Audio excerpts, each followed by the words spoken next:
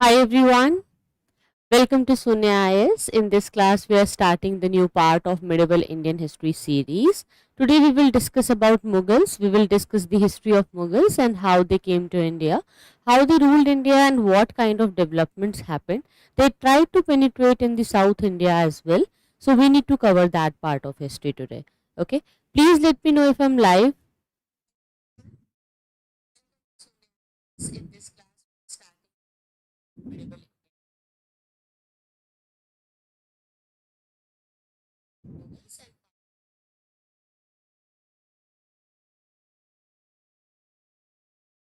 yes, good evening, guys. Good evening, everyone. How are you all doing? Okay, so let me just tell you that what exactly is going to be there in today's session. We will discuss the Mughal Empire and we will discuss this particular part where we need to understand how it starts, like from where they came. When we talk about the Mughals, there is one small thing which you need to understand, that they are the descent of Taimur and Genghis Khan. And if you remember, Taimur invaded India when the Tughlaq dynasty was there.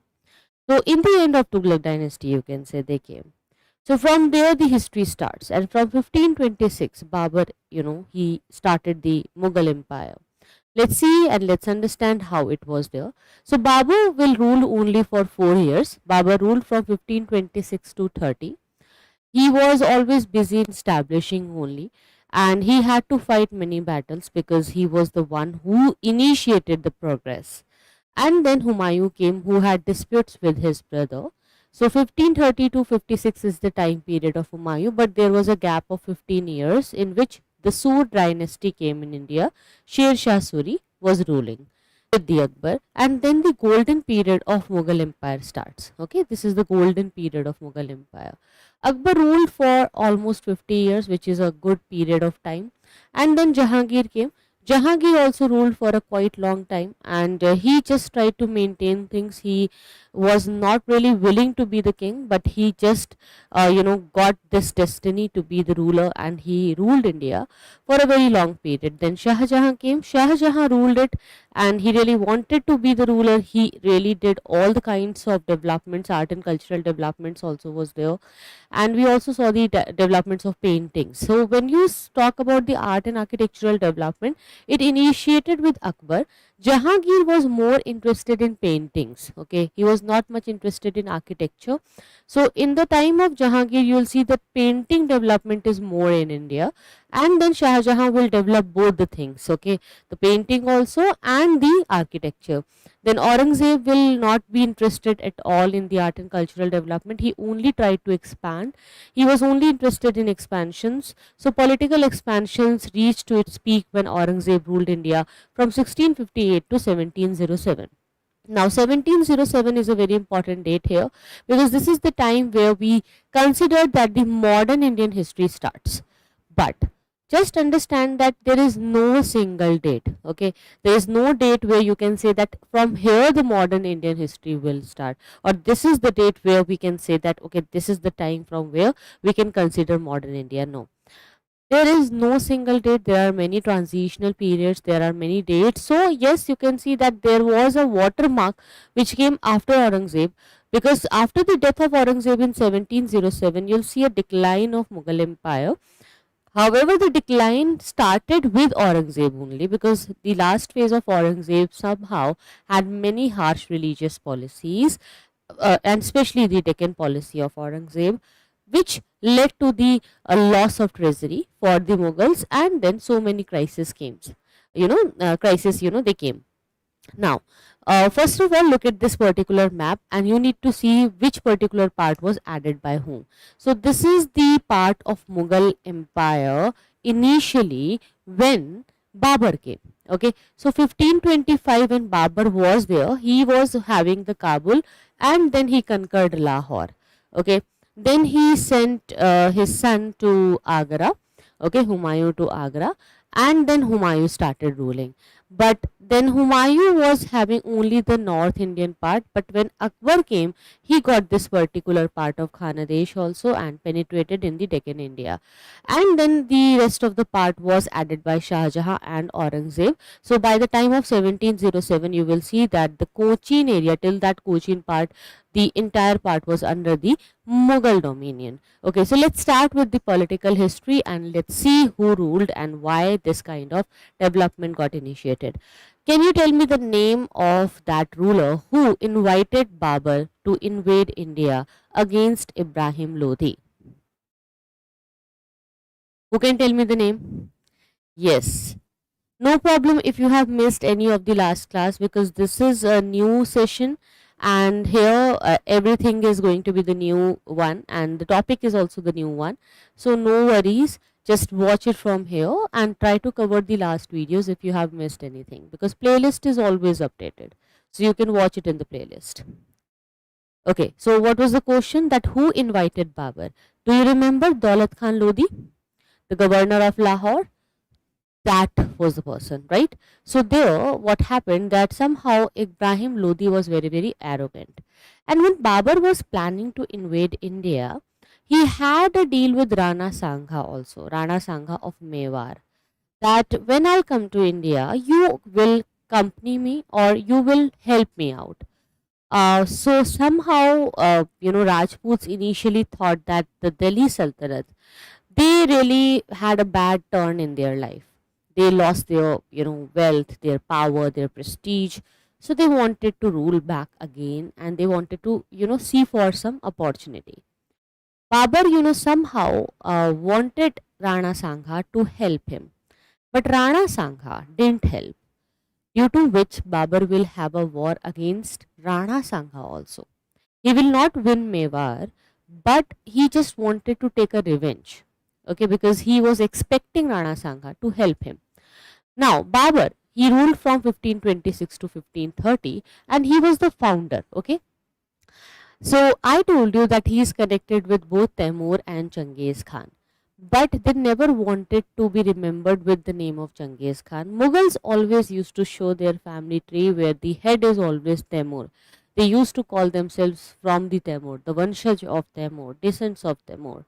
Now, the original name of Babur is Zahiruddin Muhammad.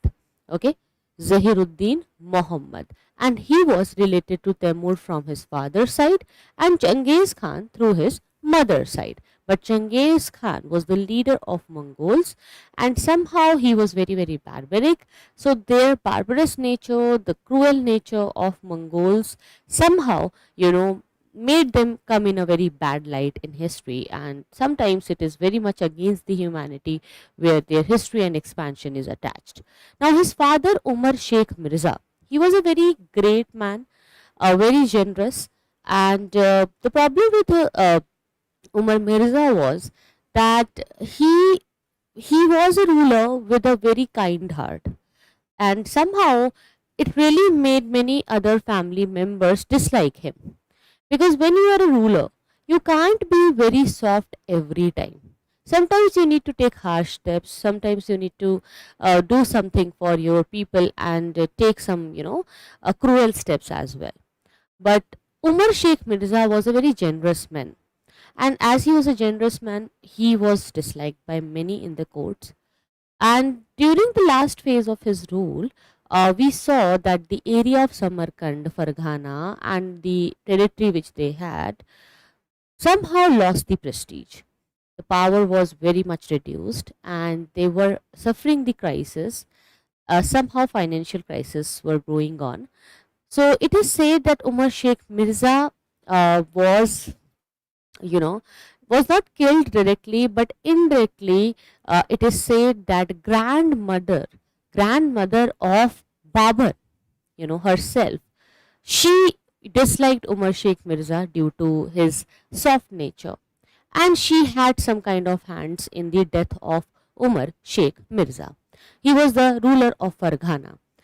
Then, after his death, there was a war of succession for the throne, because he had many sons and some illegitimate sons were also there. due to which many of them started claiming on the throne. Ultimately, they could not get anything, and Babur had to restart things again from the zero.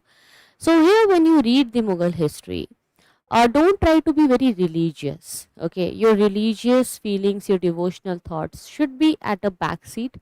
Try to understand the strategy of the leader. Try to understand that how to win a war, how they used to talk about it, how they used to feel about it. So here, when you get something, let's say you come from a very rich family and you have so many things with you, but what will happen to you that you come to know that you are not getting anything and you need to start from scratch. In many of the points, it's not easy to start from zero, and it's not easy to take that psychological setback. But Babur maintained himself. He was a very strong minded man, okay, which is a very good quality I see in this ruler. We'll see that we have many good qualities in Rajput rulers also. We'll highlight them when we'll talk about them. Okay, we will discuss Maharana Pratap also. We will discuss Haldi Ghati also. Here, don't take me otherwise when I praise any of the Mughal ruler, because sometimes I see that students take it very religiously and they say that how can you praise Mughals? They, they were the invaders, they attacked, they did that, they did those things. I just want to tell you that of course they did so many things. There are negative and positive points. You can always see negative points more if you look at the religious perspective. But the problem is that still they were better than East India Company. Like till the time of Aurangzeb.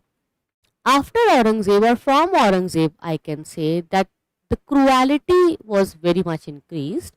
Army was also became very indisciplined, and then the disintegration started. Somehow India, could not see that kind of rise again. And Britishers really had more bad influence in India than Mughals. But I see that people hate Mughals more than Britishers. Like even today, if you get to read about the European history, you might not feel that kind of hate. That hatred, that jealousy is still not there. You'll try to read it and we accept it that okay, India was colonized, fine. But we can't accept that India got, not colonized, but India got conquested by these Mughals, and why it got conquested, the weakness which we had, we should understand it, right? So just try to understand here what happened with Babur, that he had to start again because he could not get the throne of Fargana, and he had to fight, he had to claim that throne. And then he got Samarkand also with some years of struggle. Then even after getting Samarkand, he could not get uh, the recognition letter from the Khalifa. If you remember, there was the recognition letter, right? Okay, tell me what is the name of that recognition letter? The letter of what? Tell me what is the name, what is the term which is given to that recognition letter, which is given by the Khalifa to the ruler to become a sultan or to be declared as the independent ruler or a sultan of a region. So basically, Babur could not get that legitimacy by the Khalifa, so he had to struggle again and again, even after winning so many wars. So then he thought to start something new from Hindustan, because he knew that somehow India is not having any central administration.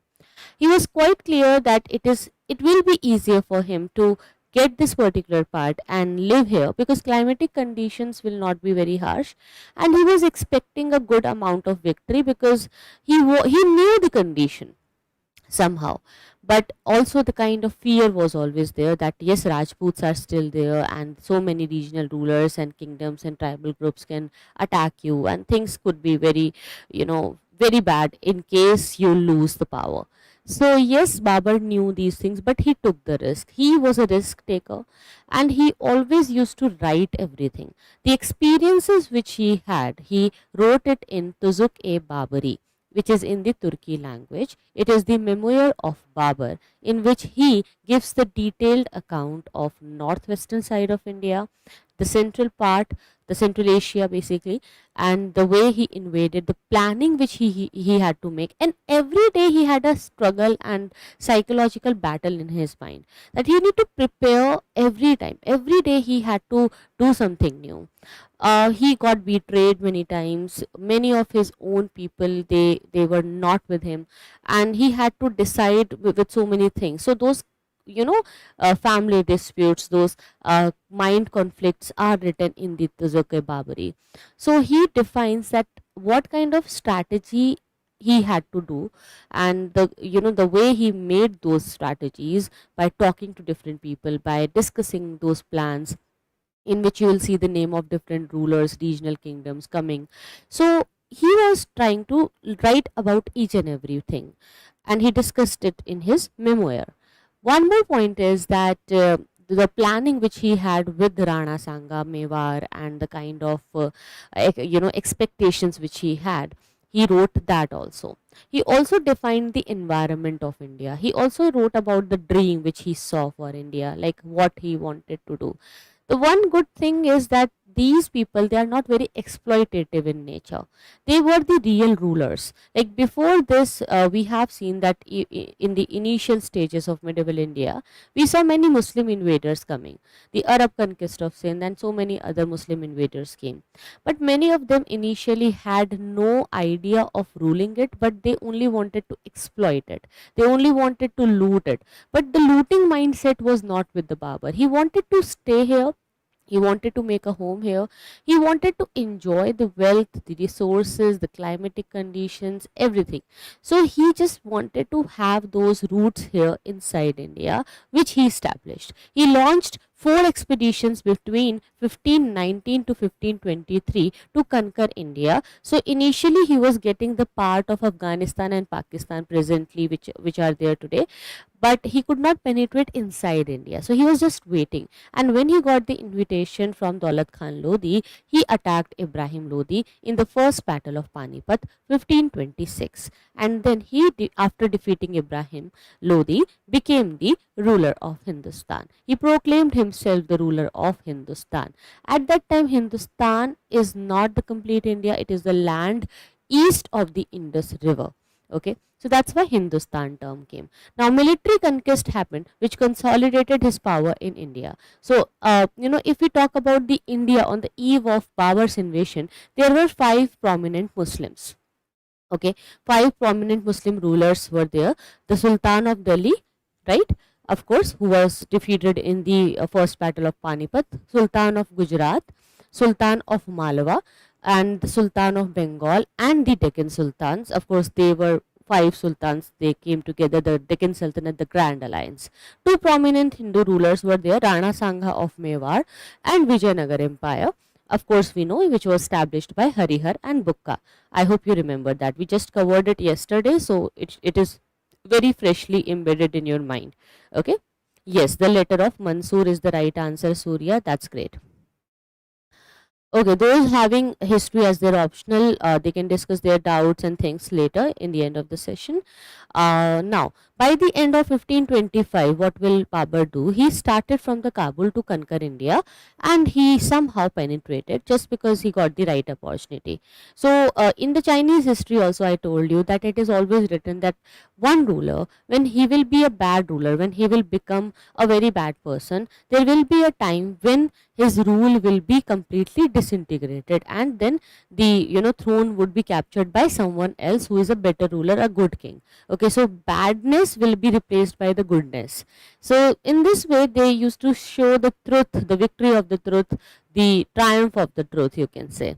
Here also similar things are happening. Ibrahim Lodi became so arrogant that the time came where it was important to end his rule.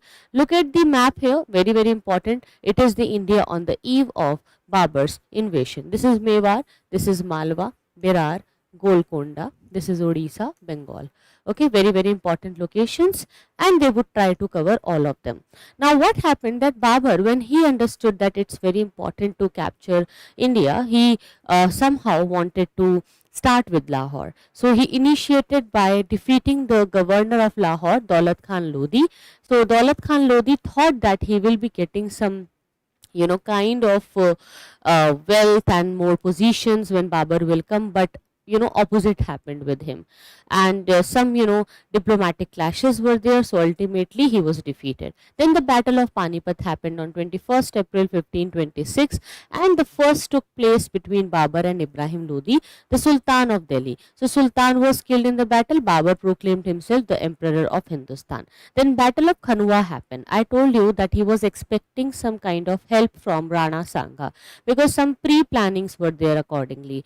But near Agra, the Battle of Khanwa happened because Rana Sangha didn't help. So Rana Sangha of Mewar, a great Rajput warrior, marched against Babur in 1527. Babur won the battle and assumed the title Ghazi. So this is important, and they can ask you this in exam, that when Babur assumed the title Ghazi, or why Babur assumed the title Ghazi. So remember this particular line. You can write it in your notes also if you want. Please write it down.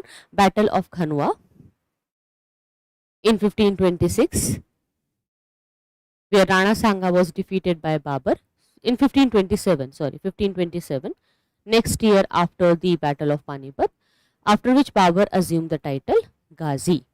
Okay. Then again next year in 1528, Babur captured Chanderi from another Rajput ruler, Medini Rai. Okay. So that's why these all areas are important. You can see this is Fargana, this is Samarkand. Fargana is the is the throne from where Babur will start his journey. Fargana, Samarkand, Kabul, Lahore. This is Panipat. This is Khanwa. This is Agra, and this is Chanderi. I hope the map is clear. I'll repeat the points. Look at this map. Chanderi, Khanwa, Agra, Panipat, Lahore, Kabul, Samarkand, Fargana. Clear?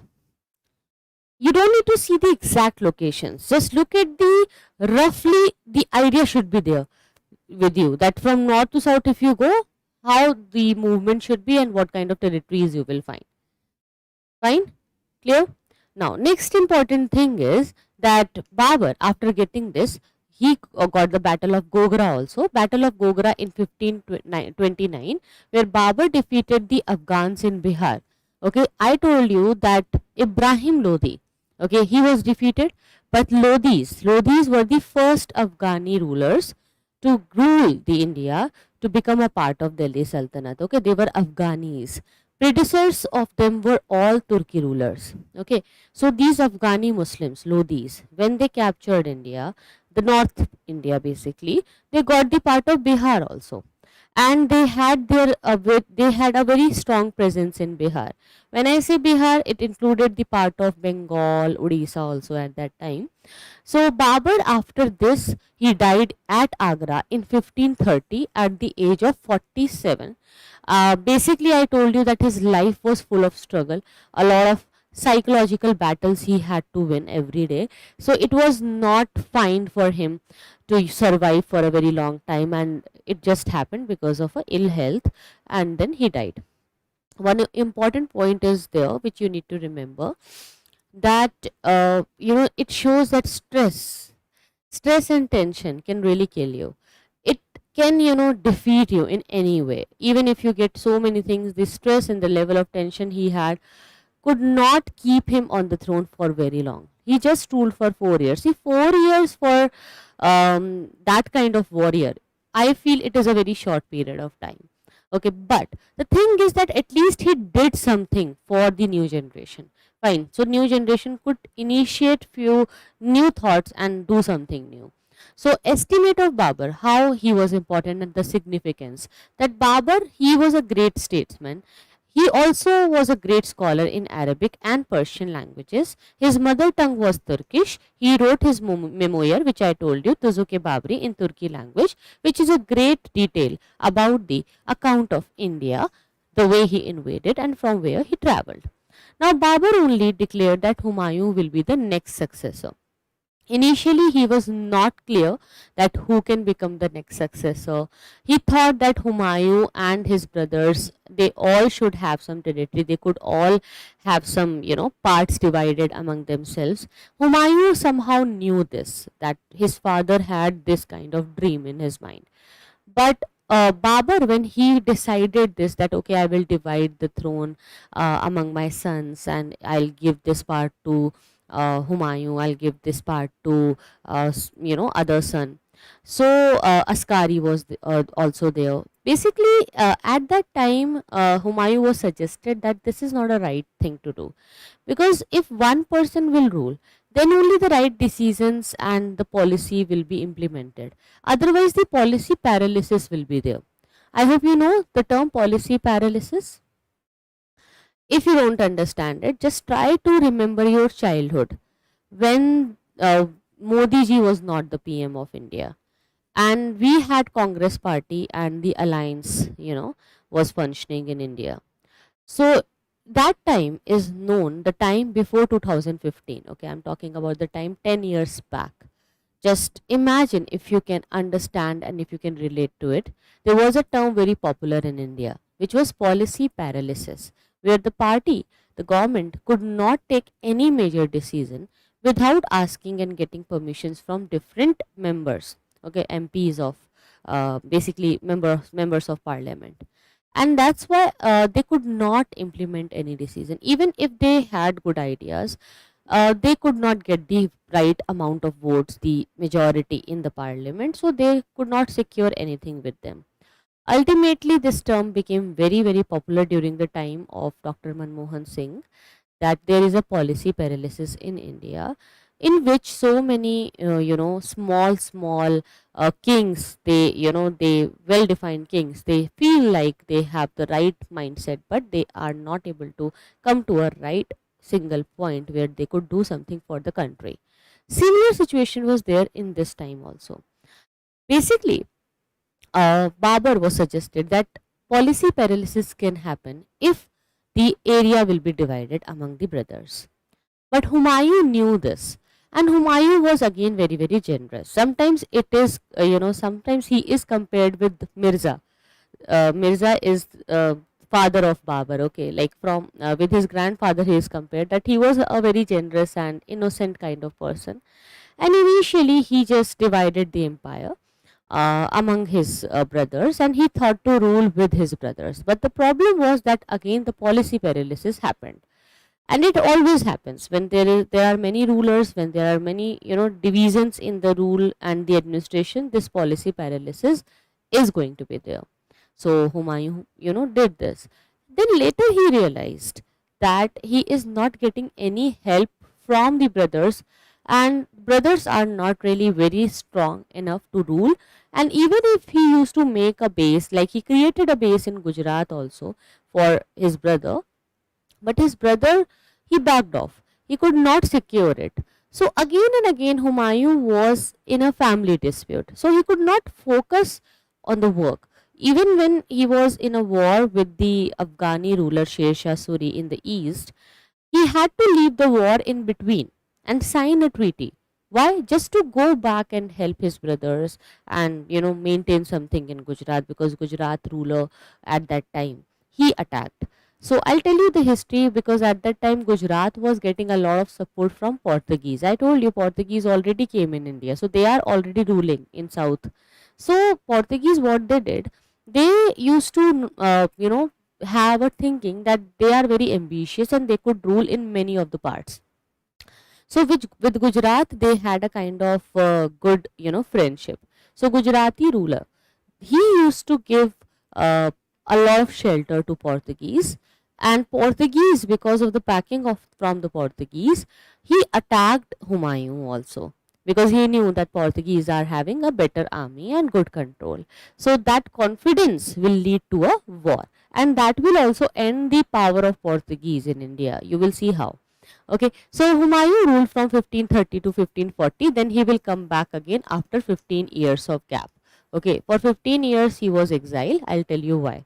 Okay, so there is a big story, and the love story of Humayun is also there in between, because in 15 years, that gap, he got married with Shahida Bano Begum, and then Akbar was born in Amarkot. Humayun was helped by the Rajput king Amarkot, king of Amarkot, and there Akbar was born, and that's why Akbar always had a good peaceful mind with the Rajputs because he was born in a Rajput kingdom and he knew that Rajputs are very helpful, loyal and brave. Okay, so we will discuss that now. So basically Humayun, he was a kind and generous ruler. In 1555 he defeated the Afghans and recovered the Mughal throne again. But the journey from 1540 to 1555, the gap which I am telling you, the 15 years of gap, will have the Sur dynasty in India. We will discuss Sur dynasty also, that's a separate topic. Right now let's discuss Humayun first. Basically Humayun, when initially he came, he divided the parts and he gave some of the territories to his brother. Now he died in 1556 due to his fall from the staircase of his library. And what happened that basically he had to fight with Sher Shah Suri again and again. He asked his brothers also to help him, but brothers knew that Sher Shah Suri is more powerful, so brothers could not help him, and he had to wait for 15 years. He was underground, and then he, in between of that particular time only, he got married, and then Akbar was born in Amarkot. So he was just planning to take some help. Ultimately, he got the help from Persia and then he came back, and after 15 years, he recovered the throne. That journey of Humayun and the 15 years of gap we will discuss when we will discuss Sher Shah Suri and Sur dynasty. Okay, that's a separate topic which we will be discussing very soon. Right now, just understand the political history, like how the sequence is going. Now, Humayun, in the time of Humayun also, there was no big level of expansion or development because always the family disputes were going on. So he was a person who was very learned and a student of mathematics, astronomy, astrology. He loved paintings also. He wrote poetry in Persian language. So a very generous man. Fine. Now, after when he recovered the throne within 6 months only, he died because of his fall from the staircase of the library. Then Akbar. Akbar at that time was a teenager. He was only 14 years old. But Akbar, he got support from his nobles. So that's a very important thing here, that Akbar got the support from the nobles, and that's why he could rule for a very long time. So from 1556 to 1605 he will rule. Akbar was one of the greatest monarch of India who succeeded the throne after his father's death, Humayun's death. During the first 5 years Akbar reign, he got the help from Bahram Khan, the noble. He was the minister and a kind of regent who took care for Akbar as a backbone and also helped Akbar in the second battle of Panipat, where he regained the throne for the Mughals. He consolidated the Mughal empire. After 5 years, he was removed by Akbar due to the court intrigues and he was sent to Makkah, but he was later murdered by someone. Okay, basically, when Akbar became the ruler, at that time he was only 14 years old. But after 5 years, when he understood everything, when he was adult, he saw that somehow Bahram Khan is intervening a lot. A lot of interference came from Bahram Khan, and ultimately Akbar decided that this is not the right way to rule. You ultimately need to stand on your own and take your own decisions. So he decided to send Bahram Khan out of the out of the region, and then he sent him to Makkah, and somehow in this way he try to take things in his own control. Look at the map here, very important locations are here. I told you about Khandesh and Berar, okay, which was captured by Akbar. Akbar got this entire zone, which is a very big area, you can see. Okay, so this is something which makes him very unique, because you'll see that he will do the military conquest also, and he was a great diplomatic person. I would say that it is the diplomacy of Akbar that he controlled Rajputs also, he controlled the part of Bengal also, and he controlled South India also. Because see, he understood that Rajputs are very brave and loyal. And if somebody is brave and loyal, it's better to have a friendship with that person rather than fighting, rather than making him your enemy. So it's good to, be in touch with the person where you have a good control of relationship, where let that person rule in their own areas. Okay, so what Akbar decided, that I will let these Rajput rulers rule in their own regions, where they will have their own control, their own mansabdari, and they can rule the way they want, but it will be always said that they are the part of Akbar's suzerainty. So under the Akbar's suzerainty, they will accept the superiority of Akbar, and then they will be ruling in their own regions, because somehow Rajputs, they were so loyal and understandable, but there was a problem with them that everybody knew, even Mughals, Akbar himself knew this, that they will never come together to defeat Mughals. And if they will come together, then nobody would be able to defeat Rajputs. So somehow Akbar knew this point, and he ensured that they won't come together, they should not come together, and they should never have this kind of plan in future. They will be happily ruling in the part of their region. And Indians, not just Rajputs, like we Indians, I feel that we are very satisfied kind of people, right? We always are very acceptable, and we really don't try to reach to beyond the limits. Only see, few exceptions are always there, only few exceptions you'll see in the history, but most of the time we remained very fulfilled. The, we were always contented that okay, we have this much, fine, let's be in peace. Peace is more important than expansion. This kind of mindset was always there. So Akbar's military conquest, he knew this mindset of Indian rulers, he knew this mindset of Rajput rulers, and yes, that's why he could secure a lot of areas. Like in northern India, from Agra to Gujarat, he had everything. Then Agra to Bengal, he also got strengthened in the northwestern frontier of India. Then he went to Deccan also, and he married the Rajput princess, the daughter of Raja Bharmal. Can you tell me the name of daughter of Raja Bharmal, the Rajput princess? Very common name, easy name. You need to like the video, guys. Please like and share with your friends, and let me know if there is any doubt, because I see many of you are regular, you come live but you don't like. Why? Okay, Harshal, you have written before it was Kanha Desh. Okay, Khan Desh was Kanha Desh, means region of Kanha, Kanhaiya, Lord, right? Uh, who is husband of Kanabai. Then Kanbai festival is also celebrated here in Khandesh. Yes, of course, basically there are different meanings, but I'll tell you a point here. Like I told you about Amber.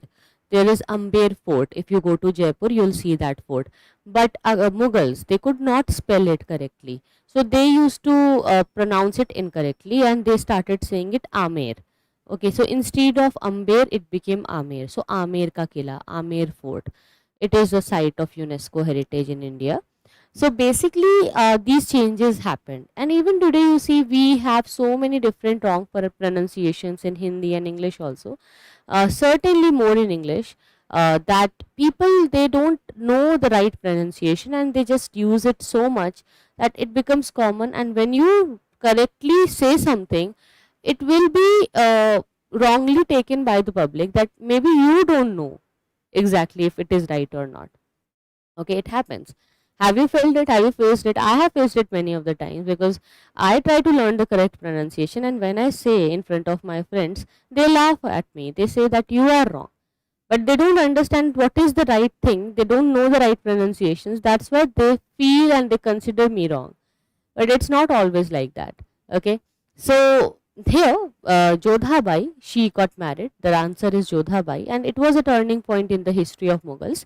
Rajput, they started serving the Mughals for 4 generations, but here a point is there. But Rajputs, they served, but they were not always very happy. Somehow they themselves knew that we are friends, because we can't be enemies. We can't fight, so let's be friends. So somehow it was a kind of a compromise, you can say, from the side of Rajputs. If you visit any of the place in Rajasthan, like I have visited many of the places there, I see that even the people working in the tourism department, when they guide you about the monuments, they always say this, that we were friends of Mughals. They never take the name in a bad or a negative sense, because when you can't fight, it's better to maintain the friendship. So unwillingly they had to do it, because it was very difficult to fight with Mughals alone. Okay, for any of the Rajput king alone. Mewar is an exception, but Mewar was also defeated in the battle of Haldi Ghati by Akbar, right? But Akbar himself didn't go. See, this is the strategy of Akbar. He sent Man Singh, the commander, who is himself Rajput. Okay, so Man Singh went to fight against Mewar when Maharana Pratap was ruling. But Man Singh defeated the army of Maharana Pratap. Okay, Akbar himself in person never went there. Why?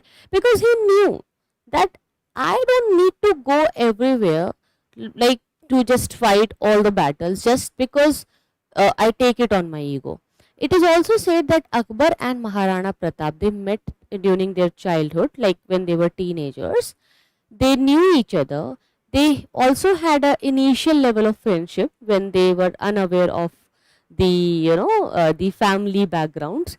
Later they realized that they can never be friends, and Maharana Pratap always had a high level of confidence and self respect.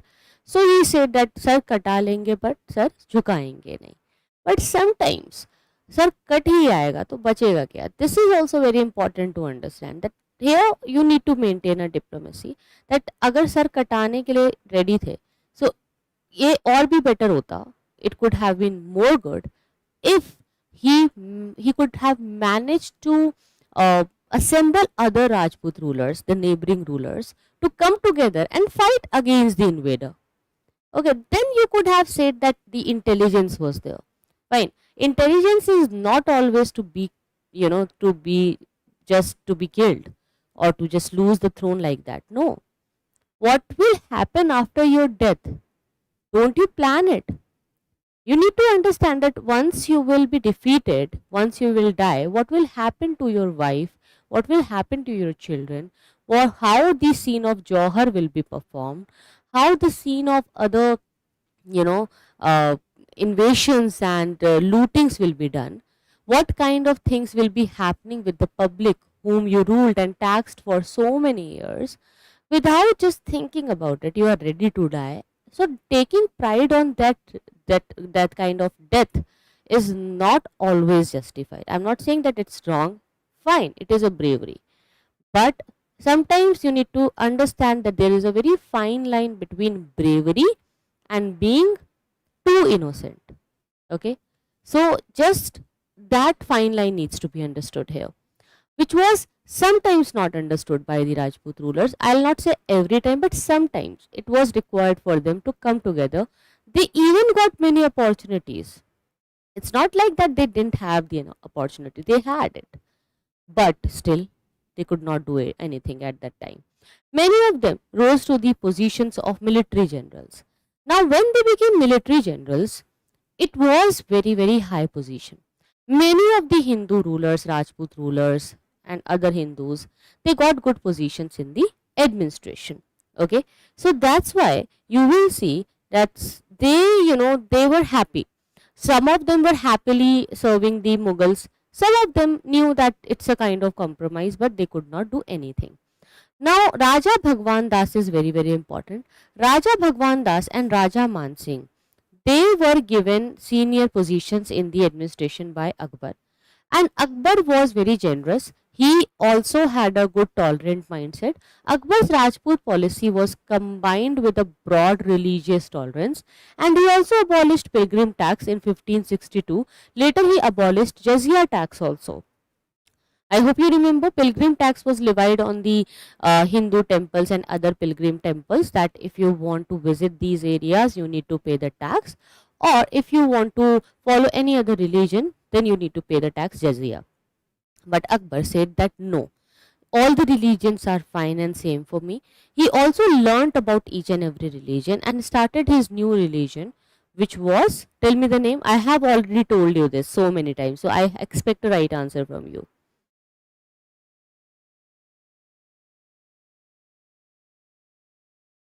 Yes, that's right, Harshal. I can see your comment about Shivaji Maharaj. I understand.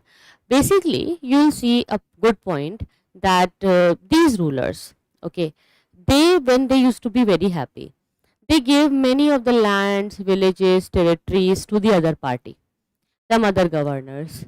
Like you will see in the battle of the Carnatic Wars, you will see that rulers in South India sometimes they became so happy after getting the territories that they used to gift a lot of land to the people coming from the European sides, to those governors. Like Dupleix got many of the villages just because he helped the ruler in the Carnatic War. So Indian rulers sometimes they became very emotional. That's why it is said that never take a decision when you are too angry or too happy. Otherwise, it will be always a wrong decision. Now, if we talk about the religious policies, factors responsible for the fame of his religious policies were his early contacts with the Sufi saints. He always used to follow Sufi saints, and uh, he was much inspired from the Chishti silsila, and he had a great belief that Sufi saints are very tolerant and they have a liberal mindset. The teachings of his tutor Abdul Latif is very important. This is important for prelims, that it influenced his religious policy, the tolerant religious policy. His marriage with Rajput women, Jodha, and his association with intellectual giants like Sheikh Mubarak and his two illustrious sons, Abul Faizi and Abul Fazl.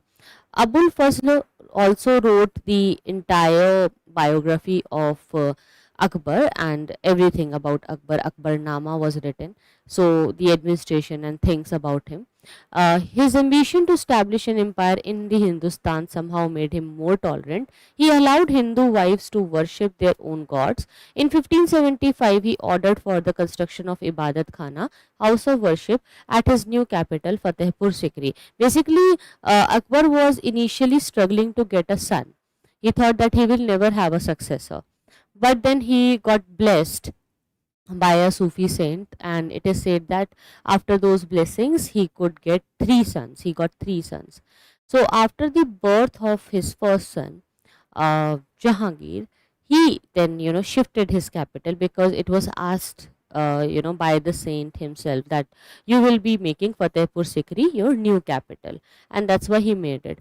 So this is a trend which you will see in the Mughals, that they always used to shift the capital, and I told you that if you shift a capital from one city to another, there are many benefits and advantages attached to it. Can you tell me the advantages?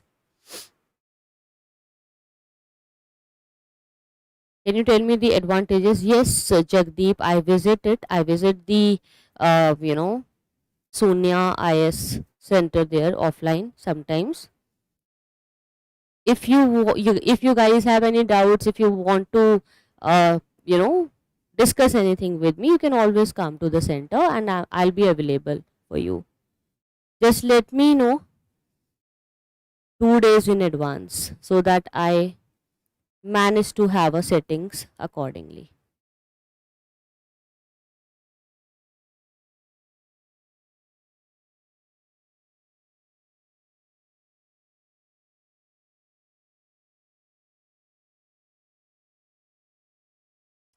Okay, so yes, I was talking about Fatehpur Sikri. So there was a question that why they used to shift the capital, or was there any benefit of shifting these capitals?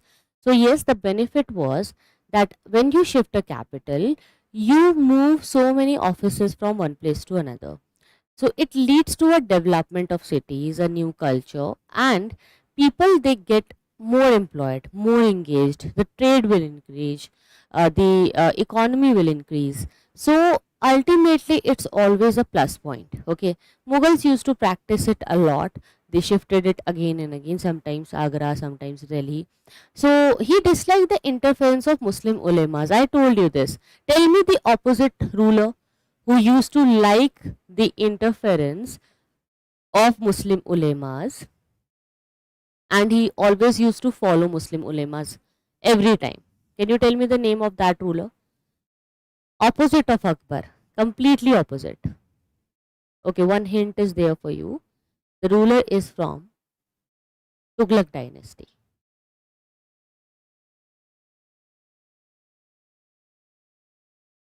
Yes, when you shift the capital, expansion of new territory happens. Exactly. One more thing is there, that these new offices and new things, they also spread the education and literacy rate. Okay, it increases that. Firoz Shah Tughlaq is the right answer. Exactly. Okay, so he promulgated a new religion called Deen Ilahi. I told you that this was a failure. Okay, why? Because see, same similar things were done by Ashoka also. But Ashoka, when he started Dhamma, he clarified that I am not starting any new religion. Okay, he said that this is just a code of conduct, a way of life. If you want, you can follow. If you don't want, it's fine. So here, Akbar, you know what he did? First of all, he never promoted this religion. Like Ashoka promoted a lot. Okay, the Mahamatras were appointed, and those the Mahamatyas, those officers, they used to spread the religious beliefs. And in 1582, it believes in one God, upholds no dogmas. It was aimed at bridging the gulf that separated different religions. But his new faith proved to be a failure.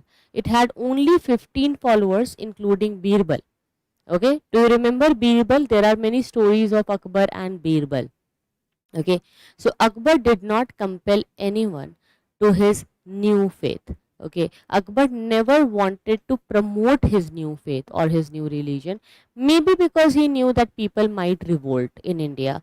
See, he was a diplomatic person. He knew that the rule is more important for him. He knew that the throne is very important, and it's not easy to keep the throne like this. He knew that he is living in a very diverse country where people might not like this behavior of starting a new religion. So he could not take any risk and decided not to promote anything in a, so much in the public dominion.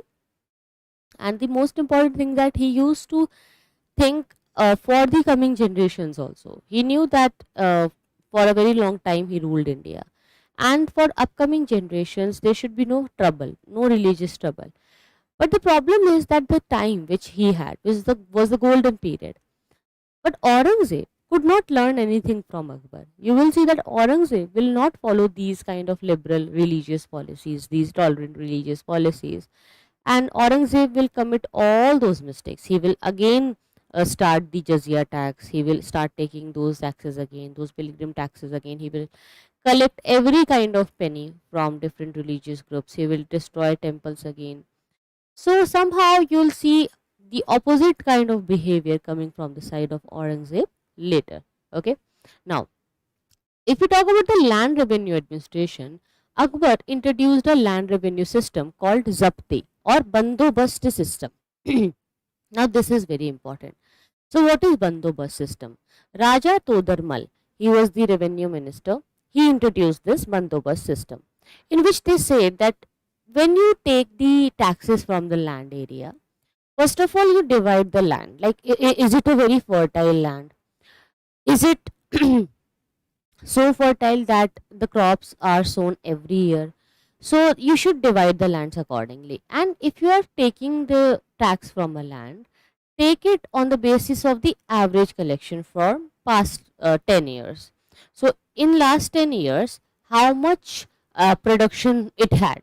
Okay, if this piece of land is very fertile and production is always high from this particular part, so in last 10 years, if they produced good, so we can have the average and a fixed rate, so that we collect the fixed amount of tax from the region. So this bandobast system really helped them to gain a lot of revenue, because they used to take the assessment of last 10 years, and then the average was fixed as a tax, and it was a fixed tax. So that's why Akbar, somehow maintained this with Raja Todarmal. So it improved the land revenue administration. Okay, so I told you that 10-year system. So that system is also known as the Salah system. 10 साल means 10 साल का system. So Todarmal introduced uniform system of land measurement. It is known as the Dasala system, which completed in 1580, because for 10 years they had to take the assessment. The revenue was fixed on the average yield of land, assessed on the base of past 10 years, and in this way they could secure a good position. So they divided the land into 4 categories. Polaj is the land which was cultivated every year. Parauti is the land which is cultivated once in 2 years. Chachar is once in 3 or 4 years, and Banjar is once in 5 or more years. So like this, they divided the land. This can come in your prelims, that what do you mean by Polaj, Parauti, Chachar, Banjar. So please write it down. That during the Akbar's time, the land was divided into 4 categories. Make a flow chart. It's better to make a flow chart quickly. Polaj, P-O-L-A-J, Polaj cultivated every year. Parauti, once in 2 years. Chachar is once in 3 or 4 years. And Banjar is once in 5 or more years. So Banjar, you know, Banjar land is a land where no cultivation is done. Okay. Now the payment of revenue was made generally in cash. I have already told you that Alauddin Khilji also used to prefer this, and he only initiated that everything should be done in a cash payment. Why? Because then you have a very fixed amount of deal when you do it in cash. Wastage will be reduced. Akbar introduced it under this system that every officer was assigned a rank, okay, which is known as a mansab. Like today you see that we have ranks for the officers in the Indian Administrative Services. Now with the rank, that the position you see today is not hereditary, right? You need to crack it. You need to crack the exam, and it is according to the merit. So what Akbar used to do, princes of royal blood, they received higher ranks. Okay, they had higher rank means a bigger land area, big responsibility, and the ranks were divided into Zat. Zat is the personal status, like how high is the Zat, how high is the rank, and it was fixed to the personal status of the person. So high Zat was always given to the princes.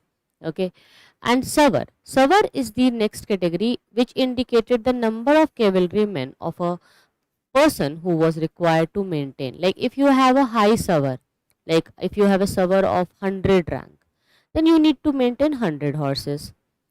Every Savar had to maintain at least 2 horses minimum. So in this way, horses were also maintained, rank was also maintained, land was also, maintained nicely, law and order was going good. So this Mansabdari system is like the bureaucracy which you see today in India, but the bureaucracy with royal blood, you can say. Okay, so in this way Akbar was doing. Every Savar had to maintain at least 2 horses, as I have just discussed with you. The Mansab rank was not hereditary, it could be transferred, it could be taken away by Akbar anytime. But I'll just tell you a point here. Even if it was not hereditary, it became hereditary. Unofficially, it happens. You can say it's like nepotism. Once you enter in a government service, then you will see that you have more reach and more contacts and networks to get that position again. So in the past also, somehow people, when they got any job in the government service, they ensured it that after them the son will only get the position, because son will understand the loopholes, good and bad points, each and everything. So that kind of shifarish will always be there. So unofficially it was a kind of a hereditary position, you can say, but officially they never declared it. Now all the appointments and promotions as well as dismissals were directly made by the emperor himself. Okay, now after Akbar, it was a long period of rule, right? Akbar ruled for a very long period. Then he died due to dysentery in a very old age. After 50 years of rule, he died. Now next ruler became Jahangir. So Jahangir ruled from 1605 to 1627. He is also known as Prince Salim. Do you know about Salim and Anarkali? There is a story. Anarkali, she was, she was engraved in a wall also. चुनवा दिया था दीवार में. How many of you think that it's a real story? Anarkali is a real story, or do you think it's a fake one? Historically, I'll tell you, historically, we don't have any proofs. Okay, it's just an imagination. There was no anarkali at all. There are many movies and serials on it, but historically, as a history student, never mention this in your answers, and try to understand that there are few, spices in the history which are just to lighten up your mood, nothing else. No anarkali, nothing like that was there. And even if it could be, maybe it was just a kind of a small insight which got exaggerated, you can say. Okay, so Prince Salim, he succeeded Akbar with the title Jahangir, conqueror of the world, Jahan ko jeetne wala, Jahangir. He got this title in 1605. He just took this title. Okay, then his son Khusro revolted but was defeated and imprisoned. One of his supporters, Guru Arjun, the fifth Sikh Guru, was beheaded.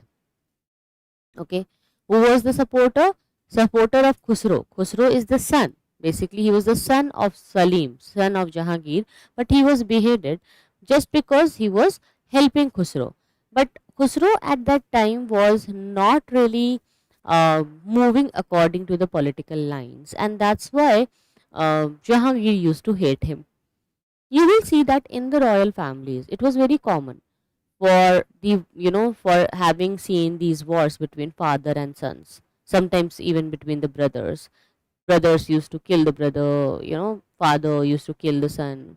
Rarely father used to kill the son, but son killing father was very, very normal. Okay, now Noor Jahan, in 1611 Jahangir married Mehrunisa, also known as Noor Jahan, light of the world. Noor Jahan's elder brother Asaf Khan was appointed as Khane Saman, a post of reserved for the nobles only. uh, it was reserved for the nobles. He was a great noble, and the father of Noor Jahan also was the revenue officer. He was the chief diwan of, during his time, during the Jahangir's court.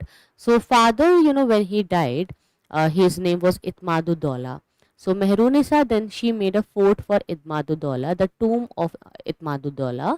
That tomb was completely made up of the white marble. Okay, and it had a great jali work. So that's why when we talk about Taj Mahal and Shah Jahan later, you need to see the inspiration, how it is coming from. Like the structure which was for the very first time in India, made up of only white marble, is the tomb of Itmaduddaulah. It is not Taj Mahal, it is the tomb of Itmaduddaulah. And even before this, in the ancient times also, we have seen that the Amravati school of art used to have the white marbles and those sculptures of white marbles, very, very famous, but they were not making architectures out of it, but a complete architecture in white marble was made, which was the tomb of Itmaduddaulah. And when Noor Jahan came, she encouraged the Persian art a lot. She used to love the Persian art, Persian style, and it became so famous in India that even today it is famous. Have you seen girls wearing anarkali suit? It is very common in India. Anarkali style of suit, the big gown suit where, you know uh, the length is very, very high and it looks like a gown, but it is a kurti, if you know. Okay, it's a full length, this kind of a dress, very, very common, right? I hope you are getting and relating with my point with what I'm saying. The anarkali suit, the anarkali gown. So it was introduced by Noor Jahan only. It is a Persian dress, it's not Indian. But now even today, see, it is so famous that it covers the entire leg length. Sometimes it is the knee length also. So in 1612, Asaf Khan's daughter Anjuman Banu Begum, okay, later known as Mumtaz, she became very, very important here. Okay, so Anjuman the Banu Begum, Mumtaz, she married Jahangir's third son, Prince Khurram, who is also known as Shah Jahan. So Noor Jahan dominated the royal household a lot. Noor Jahan also helped Jahangir in making the political and administrative rules and regulations. So Noor Jahan dominated the royal household and she set a new fashion which was based on the Persian tradition. She also encouraged Persian art and culture in the court. She encouraged the Persian dressing sense also. After Jahangir's death in 1627, somehow it was, very fearful for those people at that time that maybe Noor Jahan will take over. And the similar situations during the time of Razia Sultan can repeat in the history. But it never happened because Noor Jahan, she just retired. She was sent off the court, and after Jahangir's death, Shah Jahan reached Agra, and with the support of all the nobles and the army, Shah Jahan became the new ruler, and Noor Jahan was given a pension, and she lived a retired life till her death. 18 years later, she got died. Now, Shah Jahan started ruling. So, Shah Jahan ruled from 1627 to 1658, which is again a very long period of time. So, his campaign in the northwestern frontier is very important because he recovered Kandahar. Kandahar was basically it was lost during the time of Jahangir, the northwestern part of India, Kandahar, but it was regained again by Shah Jahan. And the best part of Shah Jahan is his Deccan policy. It was very much successful, and he was not destroying the Deccan part of India to get the, uh, you know, the conversions for the Islamic State. He had no hate for the Shia Muslims, but in the Deccan area, Shia Muslims used to live, and Aurangzeb used to hate these Shia Muslims. Okay, and he defeated the forces of Ahmednagar also. Basically, Shah Jahan defeated it, and after defeating the forces of Ahmednagar, he annexed the part of Ahmednagar and made it the Mughal territory. And then he sent Aurangzeb to this part so that he will be the governor. So Aurangzeb starts his journey here now in Deccan India as a governor, and he will just wait for the right time, that he wanted to be the ruler and he had to fight with his brothers. Basically, Shah Jahan had four sons, and all four sons, they were in four different directions: one in Bengal, one in Punjab, one in Delhi, one in South. So in South India, Aurangzeb was there. Fine, I'll tell you about the four sons and their fight. Now, next after this, what happened, that Shah Jahan, he signed a treaty with both Bijapur Sultan and Golconda Sultan, that he will be getting the suzerainty over them. And Shah Jahan carved four Mughal provinces in Deccan: Khandesh, Berar, Telangana, Daulatabad, and they were put under the control of his son Aurangzeb. Kindly write this point, it's very, very important for you. Please write it down. That Shah Jahan, it is important for prelims. Make a star here. Shah Jahan carved four Mughal provinces in Deccan, which are Khandesh, Berar, Telangana, and Daulatabad, and they were put under the control of his son Aurangzeb. Okay, next you should write this also. Dara Shikon was the crown prince living in Delhi. Shuza was the governor of Bengal. Aurangzeb, governor of Deccan. Murad Baksh was the governor of Malwa and Gujarat. Can you see all four sons in four directions? Isn't it?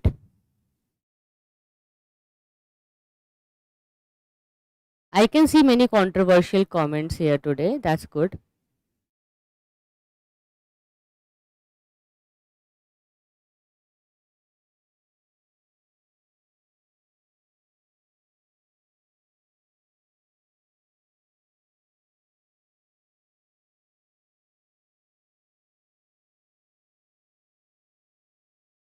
Yes, no problem. It's fine.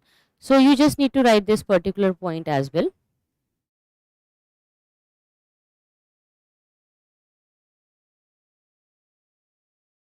Now, Dara Shikoh, he was the crown prince. So somehow you will see that Aurangzeb first had to kill Dara Shikoh. Then only he will get the throne, right? So Dara Shikoh had fight. Aurangzeb emerged victorious and he forced Shah Jahan to surrender. Shah Jahan was put under the house arrest also. Basically, he became very, very ill, and when he was very ill, uh, in his old stage, basically, he was house arrested in the fort of Agra. by Aurangzeb, because Aurangzeb wanted no interference from his father. Then he killed his brothers and got the throne. So Shah Jahan died in 1666 and he was buried beside his wife's grave in Taj Mahal only, which is very, very popular. Now then came the Aurangzeb. Now look at this map, very, very important for you. Look at the rise of Marathas, which will happen in the area of Deccan. I told you that Marathas used to serve the Deccans only, right? The Deccan Sultan.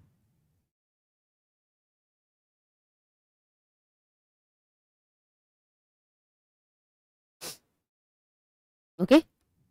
Yes. So in the Deccan area, basically Marathas, they used to work under their, under their offices, ministries in their feudal area, sometimes as mercenaries in the army. Now when they got nothing, because see, if you will not get the employment, what will you do? Maybe you will search for a new job or you'll start something of your own, right? So when they became unemployed after the destruction of Deccan India, they had to do something new. They had to discover their own ways, and that's why it was very important to, start something like that.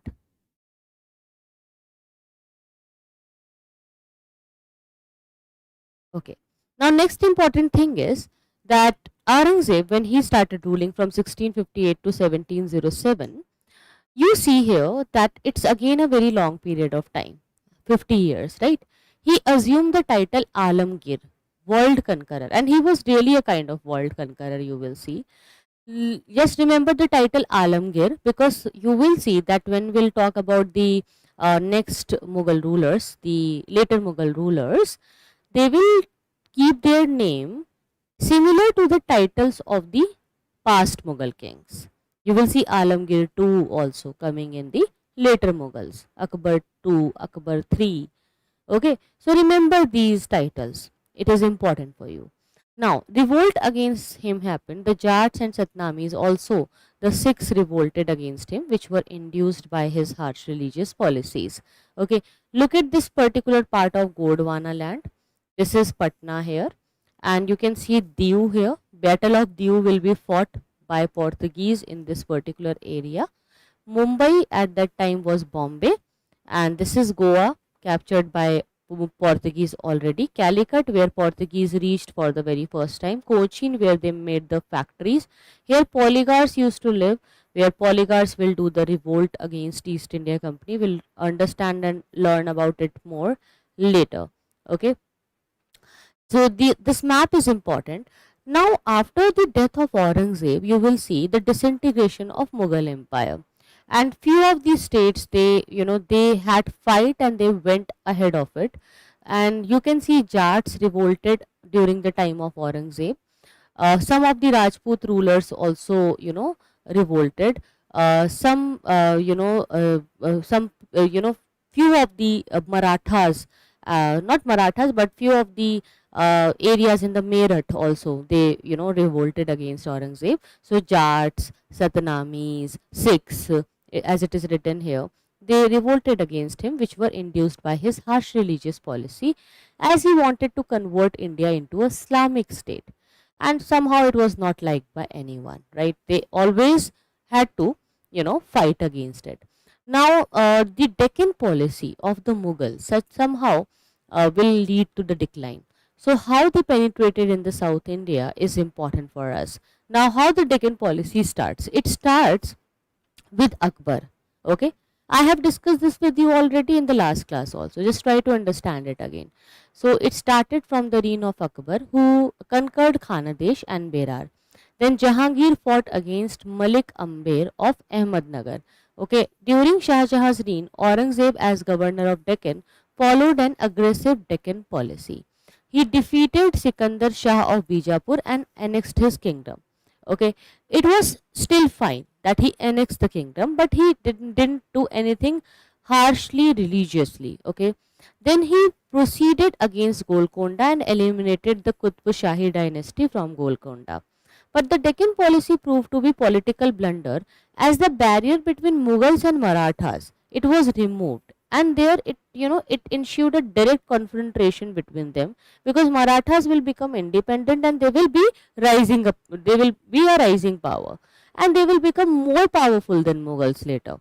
Also, his Deccan campaigns exhausted the Mughal treasury, because Aurangzeb fought wars against again and again. So it's like, you are buying so many things on EMI and loans, and you are just maintaining it anyhow just to maintain your status. But in reality, you don't have things inside your own wealth, and you don't have a right bank account, you don't have a right, not bank account, but the bank balance, and without any bank balance you are living. So this kind of thing happened where they had no bank balance, they became completely bankrupt. Okay, they had no money left.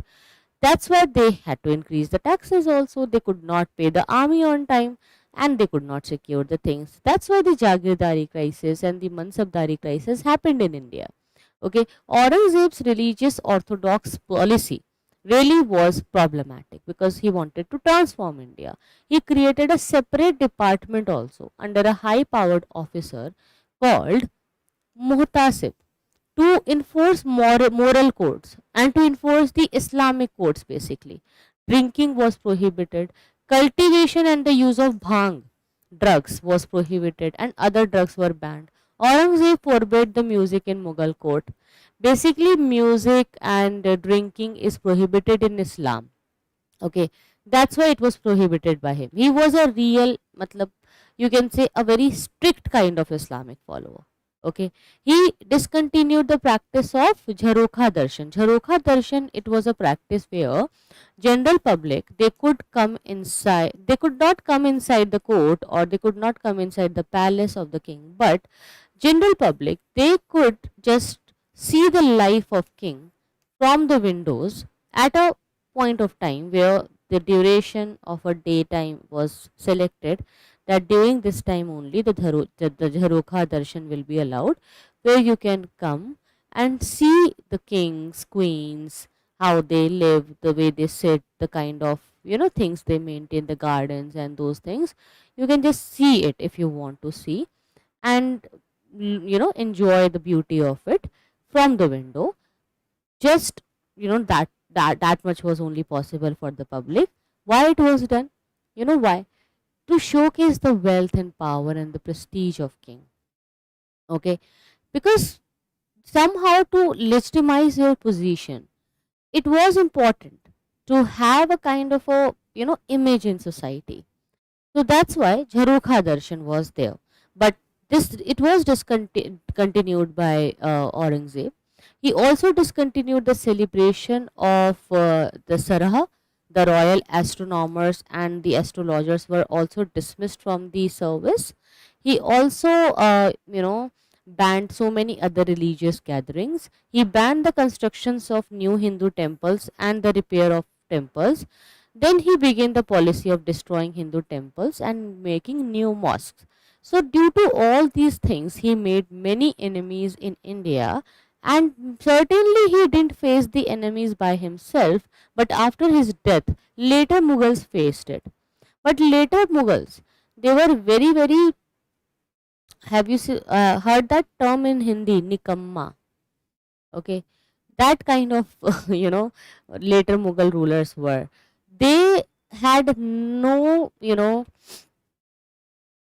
ambition to do anything or to achieve anything for India. They just wanted to enjoy the luxury, whatever they had. And they knew that they already have everything for their life. Even if they'll not work, even if they'll just sleep and relax, they would be able to enjoy their life, and there was no need for them to go and fight any war. They already had a big army, powerful army, and there was no invaders coming in India at that time. Europeans were going from the south, but still Mughals were in the North India. Their capital was in North, so they were not much, you can say, disturbed about the fact that Portuguese are rising, East India Company is coming. They had no issue with anything. They were just enjoying their life. Now, in 1679, he reimposed jizya and pilgrim tax. He was also not tolerant of other Muslim sects. The celebration of Muharram was stopped. His invasion against the Deccan Sultanate were partly due to his hatred of the Shia faith. He executed the ninth Sikh Guru, Tej Bahadur. Why Aurangzeb was held responsible for decline of Mughal Empire? Because of his harsh religious policies, and because of this only Rajputs, Marathas, Sikhs became the enemy of Mughal Empire. He also started so many of the rebellions of the Jats of Mathura and the Satanamis of Mewar. All these factors led to the decline of Mughal Empire. Now, if we talk about the personality and the character of Aurangzeb, he was a learned, proficient person in Arabic and Persian languages, and he was a lover of books. He was devoted to his religion and conducted prayers 5 times a day. He strictly observed Ramzan fasting, and in political field he committed serious mistakes. He misunderstood the true nature of Maratha movement, and somehow he could not understood that he is making them angry, antagonized them. Okay, so like Ata Maji Satakli, that that dialogue is there. So Marathas, they started saying this, that now they could do anything to conquer the areas. Also, Aurangzeb failed to solve the Maratha problem and left an open sore. His policy towards Shia Deccan Sultanate was very, very bad, proved to be a blunder. Aurangzeb was an orthodox Sunni Muslim, and his religious policy was also a failure in India. So all these things led to the cause for the downfall of the Mughal Empire. It was due to the combination of political, social and economic factor. The Mughal Empire declined rapidly after the death of Aurangzeb. The religious and Deccan policies of Aurangzeb were wrong. The weak successors also, I told you, they demoralized the Mughal army. Financial difficulties continued, but nobody tried to improve it. The neglect of the sea power by the Mughals felt when the Europeans began to settle in India, and they knew that they would be able to penetrate very soon. The invasion of Nadir Shah and Ahmad Shah Abdali weakened the Mughal state. So Nadir Shah and Ahmad Shah Abdali, they were the Afghani rulers. Basically, Ahmad Shah Abdali is the successor of Nadir Shah, the ruler of Persia, and they invaded India. And then you will see the third battle of Panipat happening. Okay, so all these things happened, due to which you can see the downfall was there, right? Now, if you have any doubts, please let me know, because we have completed the discussion on Mughals.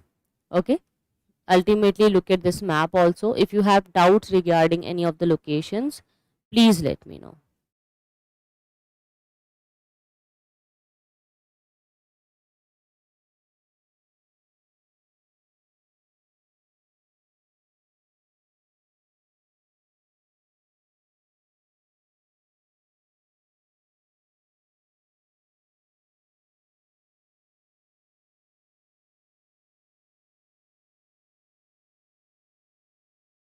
Yes, Peshwa, they were very, very brave. We will see how Peshwa will come. Initially in Marathas, Peshwas were not there. Okay, they will come after Balaji Vishwanath.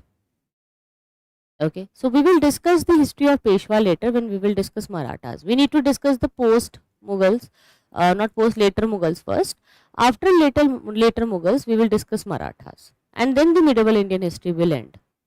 Okay, fine. So all clear, guys. Now next question is about Gyan Ganga.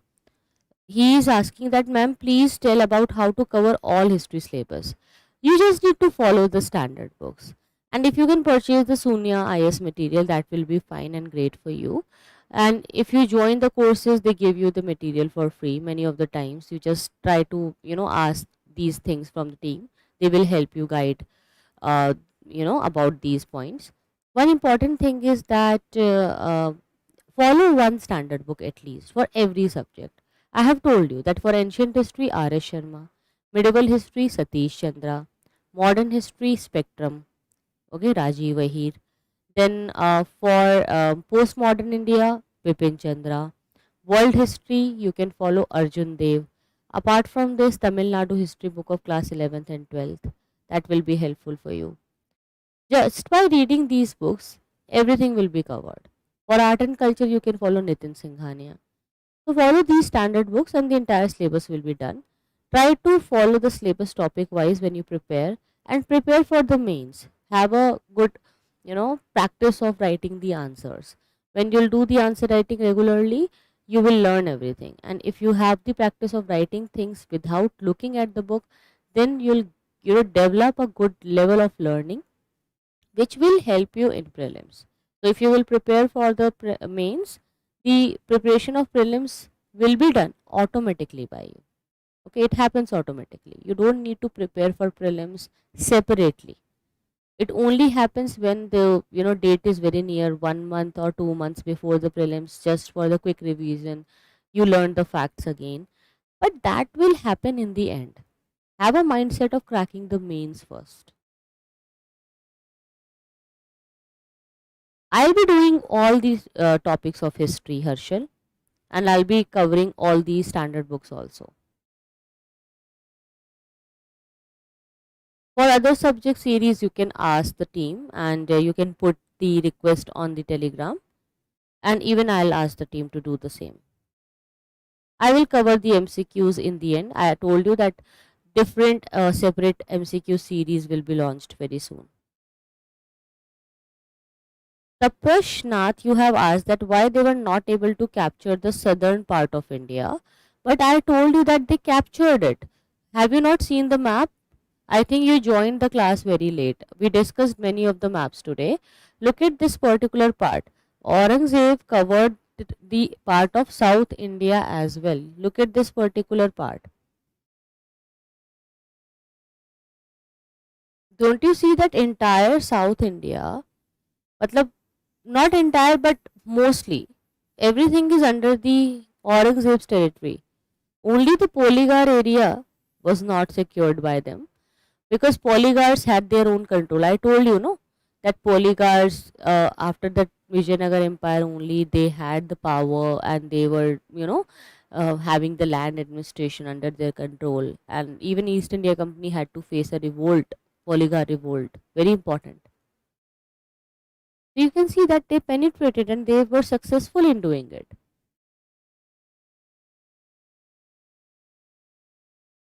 Mughal Empire was great, yes. Main reason is the policy of Aurangzeb, but many other reasons are there, which I have discussed with you. You can see it here.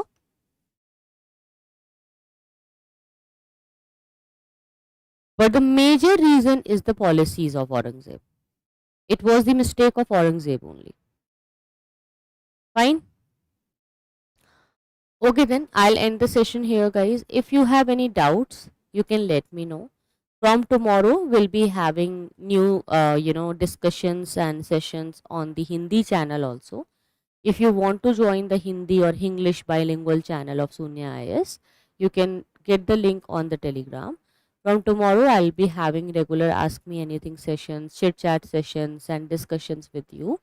And soon I'll start coming live there regularly. But before doing it, I'll just post few of the strategy videos for you. The questions which you have asked commonly, all those commonly asked questions will be dealt. So I'll see you guys there tomorrow. Maybe in the morning I'll upload a new video for you. Then we'll connect there on Telegram also.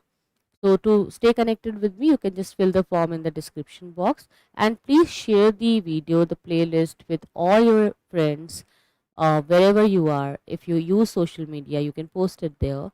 In this way, I hope you will enjoy everything. And instead of watching it as a recorded session later, I will suggest you to come live and interact regularly with me. Okay. So thank you so much, guys. Thank you so much for coming. Timings are same every time. Here I'll be coming 9. Okay, 9 to 11 is the time here. There I'll fix a time after discussing with you guys. You guys can suggest me a time in morning or afternoon, whenever you guys are free. I'll consider that, and we'll try to have that fixed time for the live in the English channel. Tapash, it is in the description box, or you can search on Telegram soon, NCERT with Sunya IAS.